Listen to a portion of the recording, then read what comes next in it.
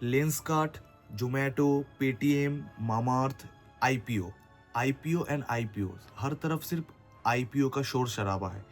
लेकिन आईपीओ का भी कुछ डार्क साइड्स है जो हम इस वीडियो में कवर करने वाले हैं। नमस्कार दोस्तों, welcome back to our channel.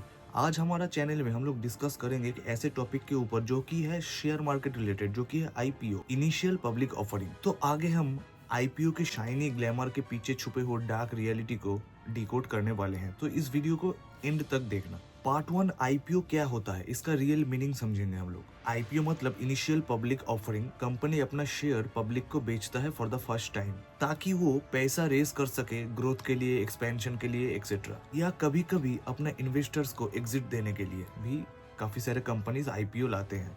मान लो एक एग्जाम्पल से एक स्टार्टअप को पैसा चाहिए, तो वो क्या करेगा, एक एंजल इन्वेस्टर या कोई एक वीसी से पैसा उठाएगा। अब जब वो एंजल इन्वेस्टर या वीसी को जो इन्वेस्ट किया है, जो शेयर खरीदा है, उसको बेच के पैसा कमाना होगा, तब क्या करेगा, जो कंपनी ने पैसा उठाया था वो इनिशियल पब्लिक ऑफरिंग लाता है मार्केट में ताकि आम रिटेल इन्वेस्टर्स को शेयर बेच के इन्वेस्टर्स पैसा कमा सके। और पब्लिक यही सोचता है, अब मैं भी इस कंपनी का शेयर होल्डर हो जाऊंगा, मैं भी शेयर होल्ड करके पैसा कमाऊंगा, मैं भी अंबानी हो जाऊंगा। और यहीं से शुरू होता है आईपीओ का डार्क साइड्स का मेन गेम। पार्ट 2 हमारा होगा dark side #1, exit for big investors. IPO को कभी कभार बोला जाता है entry for public, exit for Insiders. देखा जाए तो ये सही भी है। एग्जाम्पल लेते हैं पेटीएम आईपीओ 2021। पेटीएम ने अपना आईपीओ एक दाम के हिसाब से निकाला था, वैल्यूएशन 20 बिलियन के आसपास था। लेकिन आईपीओ के बाद क्या हुआ, स्टॉक गिरते गिरते गिरते गिरते उसका 1/3 पे आ गया था। एंड जिन्होंने हाइप में इन्वेस्ट किया था वो लोग फंस गए। पर जो पेटीएम के अर्ली इन्वेस्टर्स थे like Alibaba, soft bank, Ant group, वो सब रिटेल इन्वेस्टर को शेयर बेच के एग्जिट मार लिया।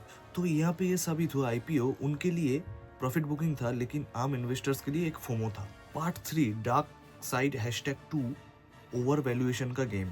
आईपीओ के टाइम सब कुछ बहुत शाइनी लगता है, बड़ा ब्रांड, हर जगह पे ऐड चलता है, बिग बिग इन्फ्लुएंसर्स बोलते हैं इन्वेस्ट कर लो, एक्सेट्रा, लिस्टिंग गेन मिल जाएगा, प्रॉफिट हो जाएगा। लेकिन इसके पीछे क्या होता है, कंपनीज आईपीओ लाने से पहले अपना नंबर्स को मैक्सिमम पॉलिश करते हैं, रेवेन्यू ग्रोथ हाईलाइट होता है, लॉसेस को भी छुपा दिया जाता है फैंसी वर्ड्स में, like adjusted EBITDA, path to profitability, etcetera. Investment bankers and underwriters valuation को आर्टिफिशियली पंप करते हैं ताकि उसका आईपीओ ओवर सब्सक्राइब्ड लगे। और इस सब से जब डिमांड बढ़ता है, कंपनीज उसी हाइप के चक्कर में एक्सपेंसिव प्राइस बैंड रख देता है। इसका रिजल्ट यही है, पब्लिक बहुत ही इन्फ्लेटेड प्राइस पे एंट्री लेता है और फंस जाता है। एग्जाम्पल लाइक नाइका का जो आईपीओ है वो लॉन्च हुआ था लगभग 1150 के शायद से लॉन्च हुआ था, लेकिन 2-4 महीना बाद ही 200-250 रुपया गिर गया। जो लोग लिस्टिंग डे पे खरीदा था वो लोग 70 से 80% डाउन हो गया। इसी को बोलते हैं ओवर वैल्यूएशन का dark side, be careful. Part 4, dark side 3, the psychology of FOMO. IPO marketing एक अलग ही टाइप का आर्ट है, like limited time offer, apply before 5 AM, high demand in QIB category.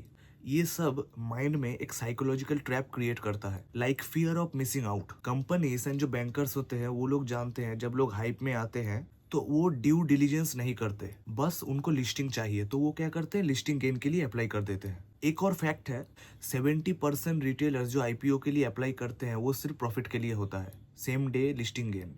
Long term investment के लिए वो सब नहीं होता है। जहाँ पे हाइप ज्यादा होता है वहाँ पे रिस्क भी बहुत ही उतना ही ज्यादा होता है। Part 5, dark side 4, lock in period and insider selling. IPO के बाद 6 महीना या 1 साल का एक लॉक इन पीरियड चलता है जब इनसाइडर्स अपने शेयर नहीं बेच सकते। लेकिन जैसे ही उनका लॉक इन जो पीरियड होता है वो खत्म हो जाता है, मैसिव सेलिंग प्रेशर आता है एंड स्टॉक क्रैश कर जाता है। एग्जाम्पल मान लो जोमेटो, लॉक इन पीरियड खत्म होने के बाद स्टॉक 70 से 40 रुपीज पे आ गया था विद इन अ वीक। तो आप जब आईपीओ में अप्लाई करते हो तो सिर्फ लिस्टिंग गेन नहीं, लॉक इन पीरियड का जो एक्सपायरी है वो भी ध्यान में रख के चलो। Part 6, dark side 5, media and influencer manipulation.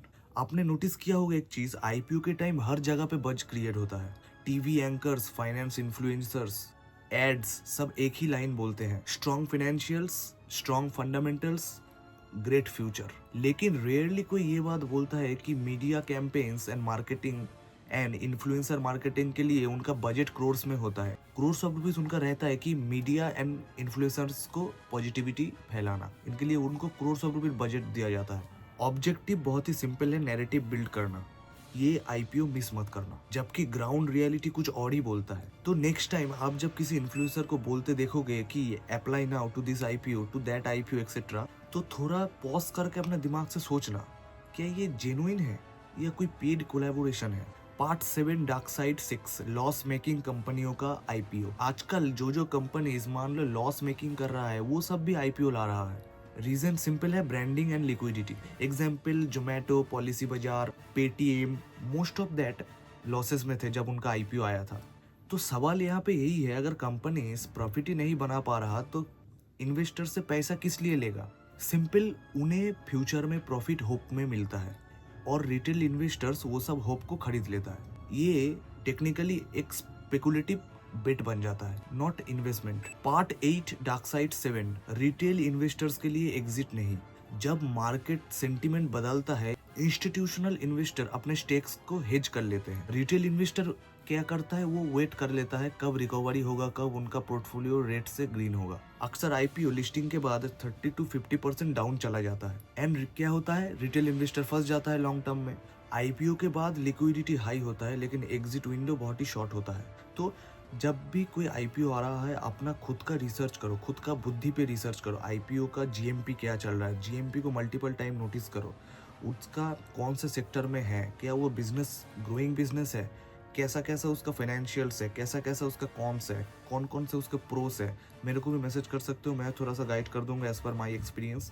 लेकिन ब्लाइंडली कभी भी आईपीओ में अप्लाई मत करना।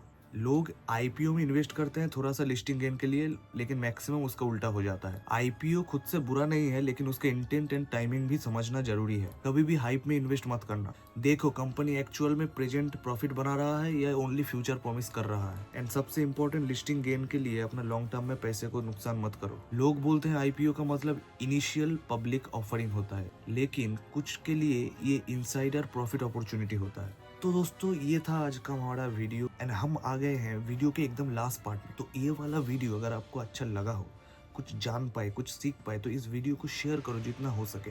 इस चैनल को सब्सक्राइब करो, इस चैनल के साथ जुड़ा रहो, इस चैनल को लाइक करो एंड कमेंट करो। क्या आप नेक्स्ट जो भी आईपीओ आएगा उसको ब्लाइंडली इन्वेस्ट करोगे या उसके पीछे स्ट्रॉन्ग एनालिसिस करोगे। तो मिलते हैं ऐसे किसी नए वीडियो में, नए से टॉपिक में, नए से एनर्जी के साथ। तब तक के लिए बाय बाय, गुड बाय।